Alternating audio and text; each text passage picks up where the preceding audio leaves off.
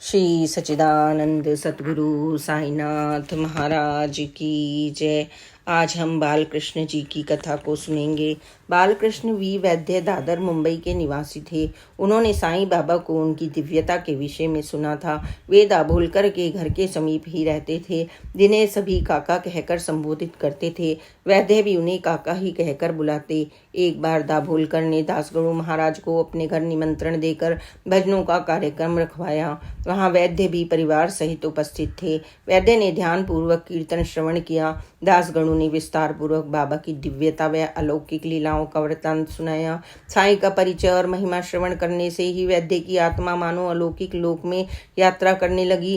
रोम रोम के सारे तार वीणा से झंकृत हो उठे।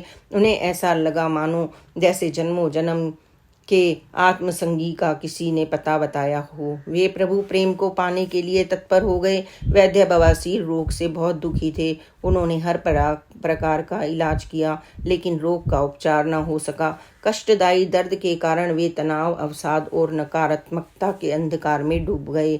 एक दिन उन्होंने अपनी इस समस्या के भविष्य में दाभोलकर जी को बताया और उनसे सलाह मांगी। दाभोलकर जी बोले, जीवन की हर बीमारी व समस्या का इलाज शिरडी के साईं बाबा ही हैं। उनके दर्शन के लिए जाओ, निश्चित ही वे तुम्हें इस व्यथा से मुक्त करेंगे। हालांकि वैद्य आर्थिक रूप से संपन्न नहीं थे, लेकिन उन्होंने शिरडी जाने का संकल्प कर लिया। वे रेलवे में नौकरी करते थे। वहां से मुफ्त पास लेकर वे शिरडी आए।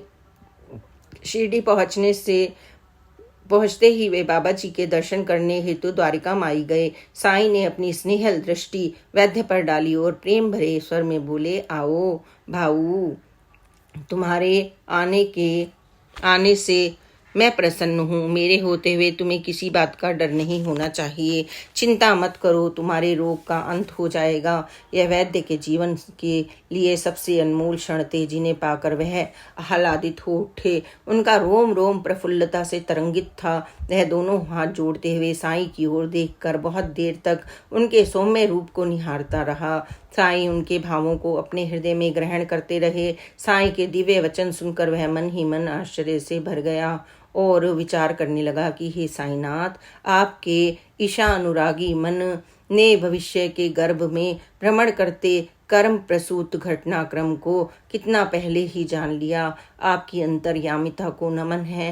बाबा को प्रणाम कर वैद्य सभा मंडप में जाकर बैठकर किसी भक्त से वार्तालाप करने लगे। अचानक किसी भक्त का पांव उनके हाथ पर पड़ गया, जिस कारण उन्हें तीव्र वेदना हुई और वे जोर से चिल्लाए, बाबा मेरी रक्षा करो। उधर बाबा ने उत्तर देते हुए कहा, मैंने तो पहले ही तुम्हें कुछ क्षण इंतजार करने को कहा था और तुम ठीक हो जाओगे। उसी क्षण वैद्य की बीमारी का उपचार हो गया।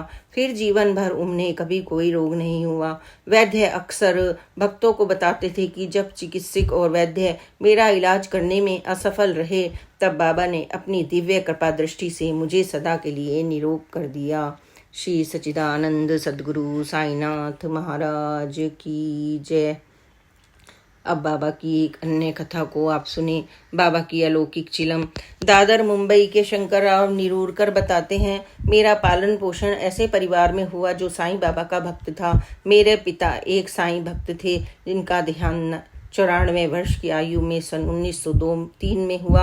वे साईं बाबा को ही अपना इष्ट देव मानते थे। उनका सारा दिन साईं की पूजा अर्चना और उनकी लीलाओं की चर्चा में ही व्यतीत होता था। वे श्री साईं सच्चरित्र का पारायण और साईं नाम का सुमिरन करते थे। मेरा घर साईं बाबा नाम की दिव्य ऊर्जा तरंगों में स्पंदित रहता। मेरा विवाह होने पर जो ससुराल मिला, वे सभी साईं भक्त थे। मेरे ससुर मनोहर दिवाड़कर साईं भक्त थे। 4 वर्ष की आयु में वे अपने पिता राव बहादुर दिवाड़कर के साथ शिरडी गए थे। राव बहादुर सन 1910 से 1918 तक साईं बाबा के संपर्क में रहे। इस समय अवधि में वे कई बार शिरडी गए। वे बाबा की हर प्रकार की सेवा करने के लिए तत्पर रहते। वे मृदुभाषी, उदार और शुद्ध वृत्ति वाले थे। वे साईं के बताए आदर्शों और शिक्षाओं द्वारा जीवन यापन कर आध्यात्मिक उन्नति को प्राप्त करते थे। बाबा ही उनके सद्गुरु थे। उनके दिन की शुरुआत बाबा के नाम स्मरण से होती थी और वे दिन भर बाबा को धन्यवाद करते हुए बिताते थे।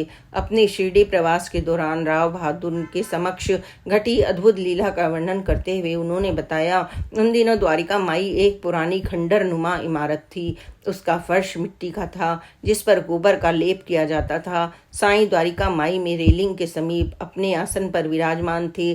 संगत ने चारों ओर से बाबा को घेरा हुआ था। श्यामा और महालसापति बाबा के समीप और दीक्षित निमोनकर व डेंगले बाबा के सामने बैठे थे। एक भक्त बाबा के श्री चरणों की मालिश कर रहा था तो एक उनकी कमर दबा रहा था। साईं भी भक्तों की पारलौकिक दर्शन देकर प्रसन्नता के साथ उन पर कोटि कोटि आशीर्वाद लुटाते थे। राव बहादुर ने द्वारिका माई में प्रवेश किया और मनोहर को अपनी गोद में लेकर साईं बाबा के समक्ष बैठ गए। बाबा भक्तों से बातचीत करने लगे। तभी श्यामा ने बाबा के हाथों में उनकी चिलम थमा दी। बाबा ने चिलम का एक कश लिया और उसे समीप बैठे भक्त को थमा दी। उस भक्त ने चिलम पी और उसे आदर पूर्वक बाबा को थमा दिया। बाबा ने एक कश और लेकर चिलम को आसपास बैठे भक्तों में दे दी। कुछ ही क्षणों के पश्चात बाबा को जोरों से तेज खांसी आई। बाबा को खांसते हुए देखकर राव बहादुर बहुत चिंतित हो गए। राव बहादुर स्वयं को रोक नहीं पाए और संकोच करते हुए बाबा से बोले, बाबा आप बहुत चिलम पीते हो, क्या आपको पेट दर्द नहीं करता? राव बहादुर को उम्मीद थी कि यह सुनकर बाबा क्रोधित हो जाएंगे, लेकिन बाबा हंसते हुए बोले, अरे तुम्हें मेरी चिलम पीनी चाहिए, लो मेरी चिलम पियो। राव बहादुर ने इससे पहले कभी चिलम नहीं पी थी। वे हिचकिचाते हुए बोले, बाबा मैंने पहले कभी चिलम नहीं पी है, मैं आपकी चिलम नहीं पी पाऊंगा। लेकिन बाबा तो हठपूर्वक राव बहादुर को चिलम के एक दो कश पिलाने की जिद पकड़े बैठे थे और चिलम उनके हाथों में थमा दी। बाबा बोले, एक दो कश पियो और देखो क्या होता है। अब राव बहादुर के पास अन्य कोई विकल्प नहीं था। गुरु आज्ञा का पालन ना करना उनके लिए बहुत बड़ा पाप था। वे जानते थे कि गुरु आज्ञा को तुरंत पूर्ण न करने से वे अपनी अर्जित आध्यात्मिक पूंजी को खो देंगे। राव बहादुर ने घबराते हुए चिलम को होठों से लगाकर एक दो कश लिए। बाबा ने उन्हें चिलम पीने के लिए उत्साहित किया और राव बहादुर ने बाबा की आज्ञा का पालन किया। कुछ ही क्षणों के पश्चात जैसे ही राव बहादुर ने अगला कश लिया, चिलम में से अमृत टपकने लगा। चिलम को मुंह पर लगाने वाले हिस्सों में गाढ़ा मीठा सुगंधित अमृत टपक रहा था। राव बहादुर अमृत पान कर कर रोमांचित हो उठे। अमृत प्रसाद इतना रसवंत, इतना मधुर था कि उन्हें हर्षकंप हो गया। बाबा ने राव बहादुर को देखकर बड़ी अर्थगर्भित हंसी हंसी। चिलम में से अमृत की बूंदें लगातार टपक रही थी और वह बाबा का प्रसाद था, इसलिए राव बहादुर ने चिलम मनोहर के हाथों में दे दी। मनोहर ने भी वहां उपस्थित भक्तों को वह चिलम दी ताकि वे भी बाबा के दिव्य अमृत प्रसाद को ग्रहण कर अपने अंतःकरण को शुभ व शुद्ध विचारों से पोषित कर धन्य धन्य हो सकें। साईं ने अद्भुत जलवा दिखा दिया। उनकी अलौकिकता प्रकट हो गई थी। सभी भक्तगण विस्मित और प्रफुल्लित थे। साईं अपनी ही दिव्य लीला को देख मीठी सी मुस्कान दे रहे थे। वे भक्तों को अपनी ममतामयी नजरों से निहाल कर रहे थे। फिर बाबा ने नजरें ऊपर की ओर उठाकर देखा, मानो वैकुंठ की ओर देख रहे हों, और बोले, अल्लाह मालिक, अल्लाह मालिक। श्री सच्चिदानंद सतगुरु साईनाथ महाराज की जय। Please like and subscribe this channel ताकि आप बाबा की अन्य लीलाओं को सुन सकें और आनंद से रोमांचित हो उठें। ओम साई राम, जय साई राम, ओम साई राम।